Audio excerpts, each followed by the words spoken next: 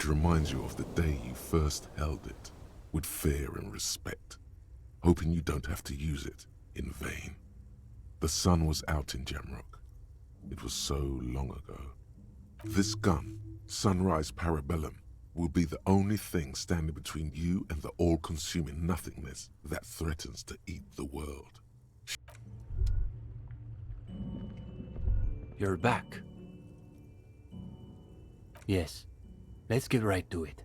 His companion leans forward, ready to jump in. They're impressed that you dove right into the most advanced parts of the theory. Half an hour evaporates and the conversation is still wending its way toward new and unexpected places.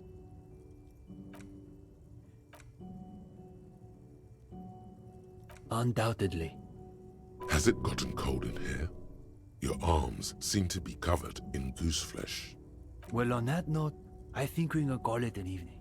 Yes. One of our better discussions lately, on the whole. What do you mean, is that it? You've done the reading, we talked about it. What more do you expect from a reading group? Well, you could always ask, I guess. We probably won't get a better chance. Honestly. But it's getting late, so maybe pick the most important question. Come on. We have things to do in the morning.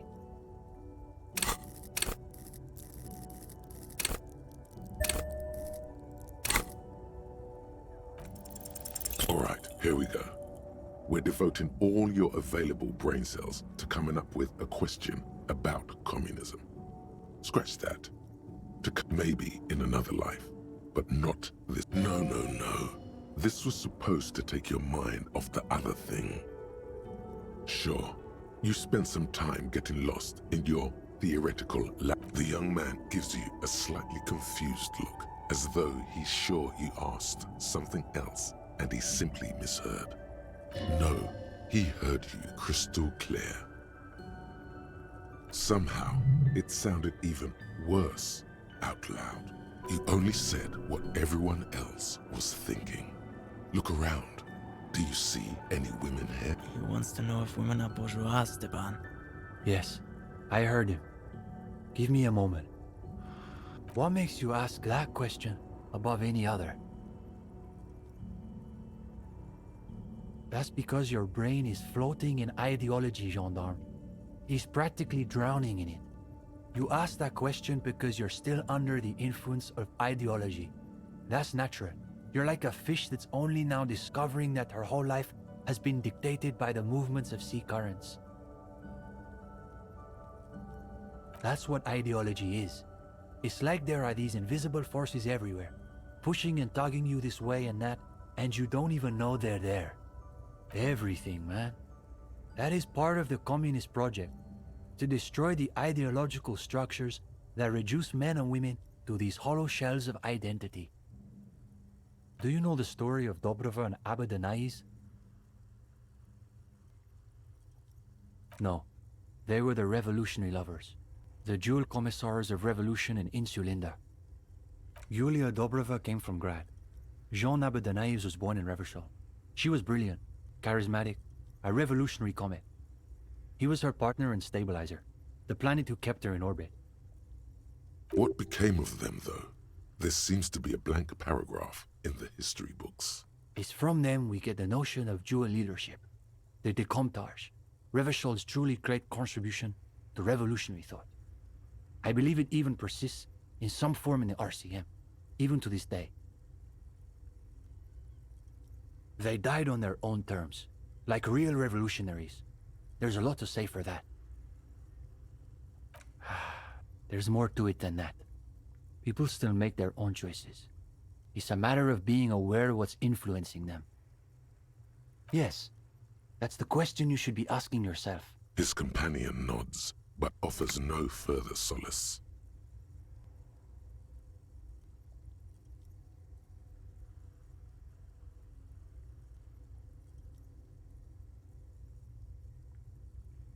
The young man nods, but says nothing. He appears to be distracted by something. He's wrestling with some question of his own.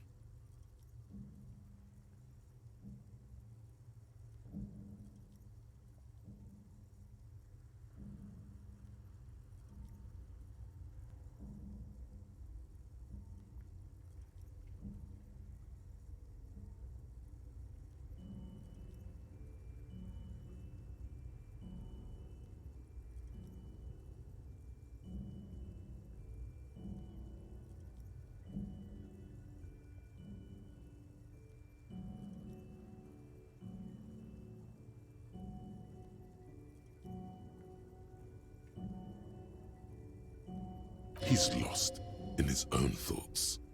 You wonder what silt you've stirred in the bottom of his soul. Of course, the matchboxes. You'd very nearly forgotten to ask about them. Now may be your last chance.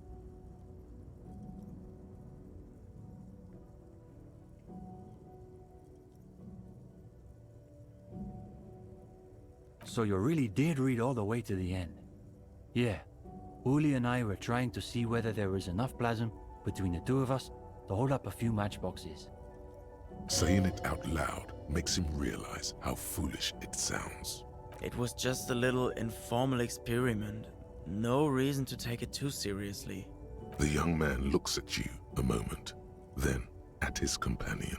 What could it hurt? All right, let's give it another go.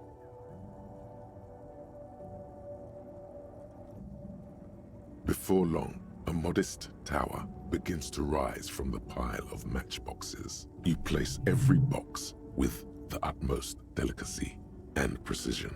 Easy, Uli. It's holding. It's holding. For the moment. The higher the tower goes, the quieter the room seems to become. Aside from the occasional comment, the three of you are completely absorbed by the task.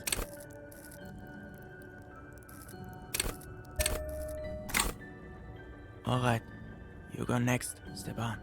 The young man pushes back his shirt sleeves, revealing the pale flesh of his forearms. Is it? He's holding. He's holding. Yes, this is the closest we've ever gotten. It's almost exactly as Nielsen's sketch imagined, a physical manifestation of the dialectical spiral of history.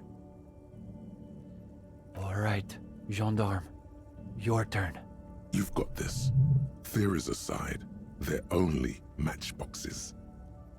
It's...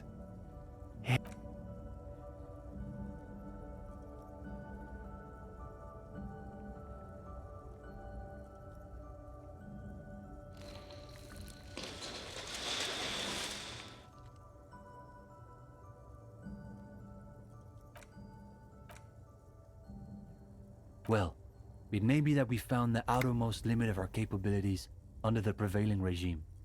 Undoubtedly. Alternatively, it could be that our own ideological fervor is still insufficient. Harder to believe, but still possible. Either way, that's enough parlor games for one night. Thanks for humoring us. We should probably clean up.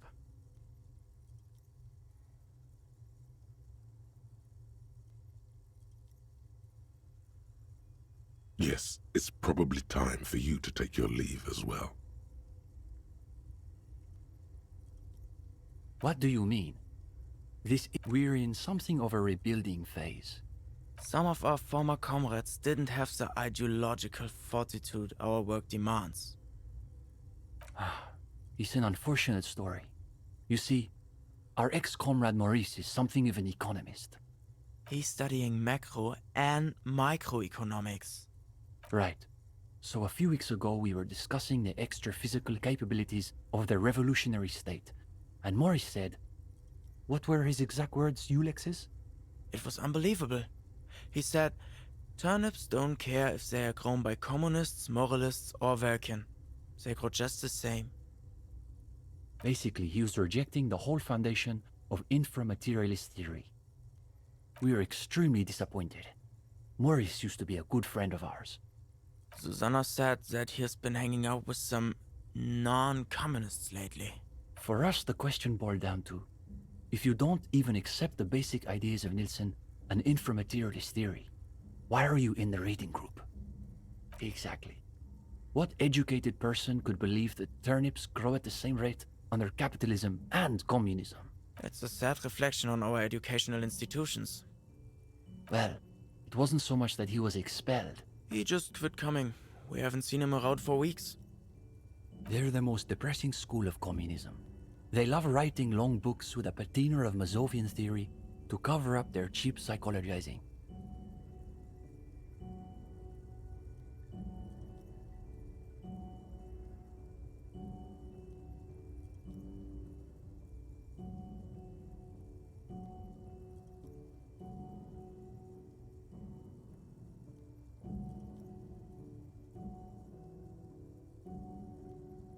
A gang of cheap psychologists and intellectual midgets.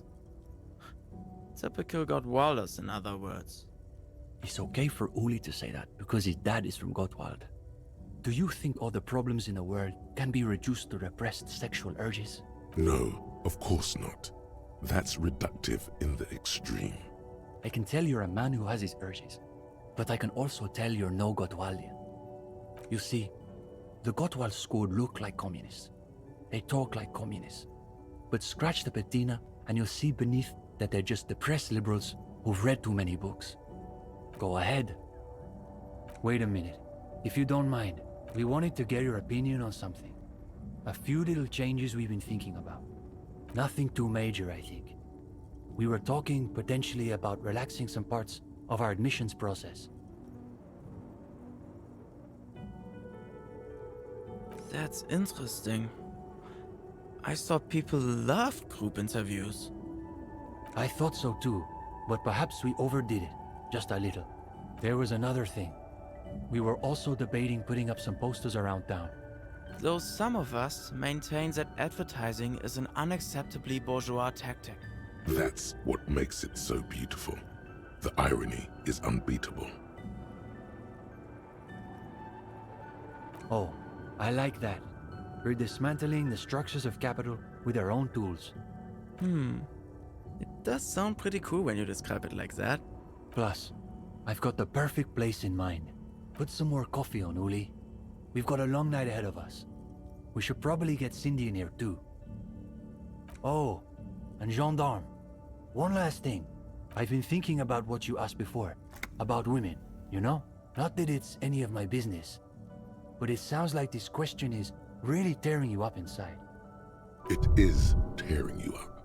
It's like there's a tiny, hateful beast shredding your very soul. So, good luck with that, I guess. The gendarme returns. What do you need?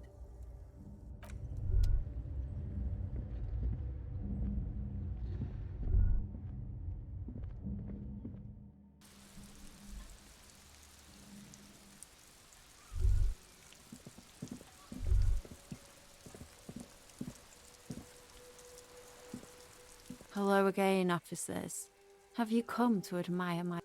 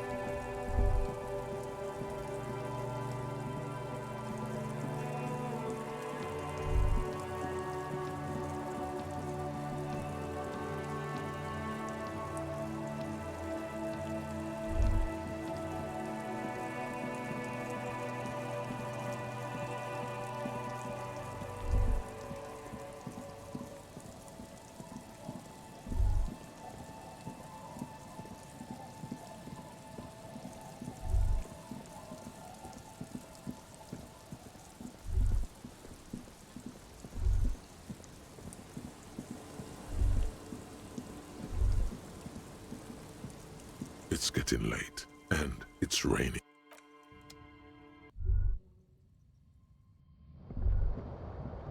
The bed is comforting.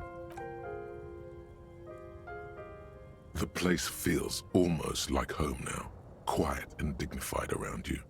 A new life. It's easier this time.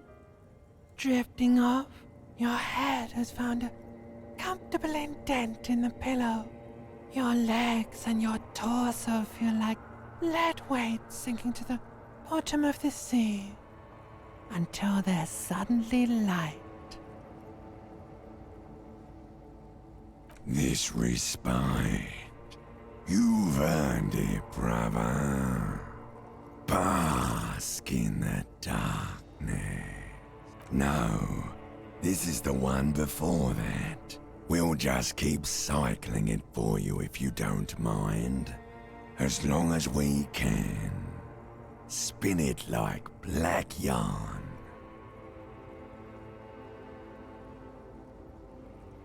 Enjoy it while it lasts.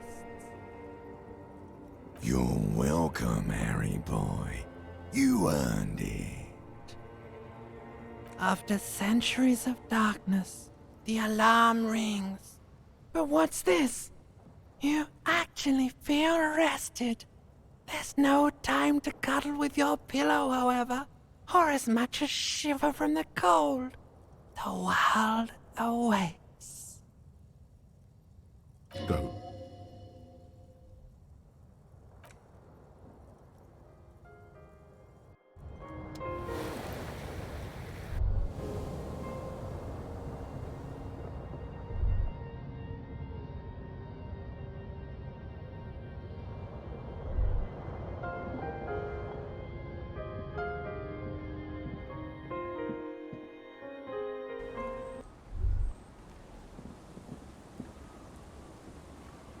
Yes?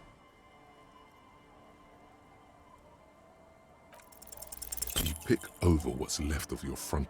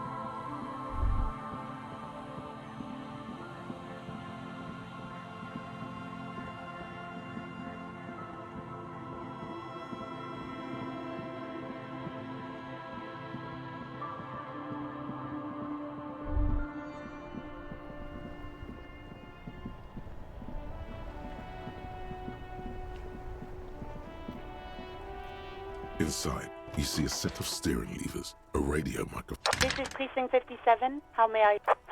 10-4, come in. 10-4, sir. Roger that. And very glad to hear. Roger.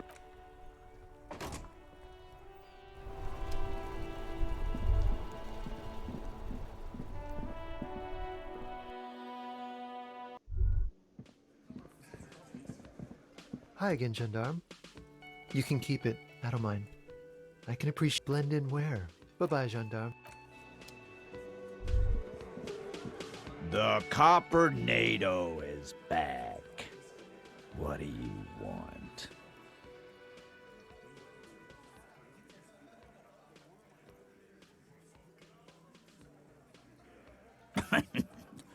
What's that, Copper? You want... You're local law enforcement, aren't you? Helping troubled civilians should fall under your jurisdiction. Yeah. We'll send someone out. Who is?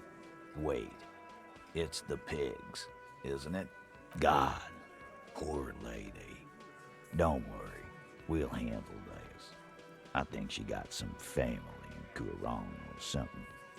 Bastards left her alone when she got sick. We've been getting complaints.